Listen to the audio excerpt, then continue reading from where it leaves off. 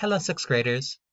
Mr. Ott here, and I'm going to be reading another story from Greek mythology. Once again, Greek mythology is the story of Greek gods and goddesses and the people they interact with. Today I'm going to be reading the story of Tantalus the king. I hope you enjoy it. Do you think it would be wonderful to be a king? It may be, but it does not mean you would not make mistakes. Just ask Tantalus, the son of Zeus. Tantalus was a king. He was also a good friend of the gods. They often asked him to visit and share their dinner table on Mount Olympus. One day, Tantalus made a mistake.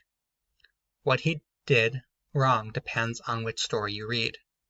One story says he shared some of the gods' most important secrets with humans. Another tale tells of how he stole their nectar. Nectar is a drink so wonderful that only gods were allowed to have it. Giving it to humans was a mistake. A third tale is much worse. It says Tantalus invited the gods to his house for dinner.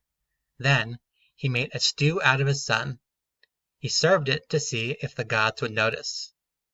No matter what Tantalus did, the stories end in the same sad way. First, he was sent to the underworld. He was put into a pool of cool, clear water. Above him were trees. Their branches were full of ripe, juicy fruit. That may sound wonderful, but it was not. When Tantalus bent down to get a drink, the water dried up. When he was hungry, the wind blew the branches of fruit just out of reach. He would always be thirsty. He would always be hungry. Being a king is not enough to keep a person from making mistakes. Just ask Tantalus.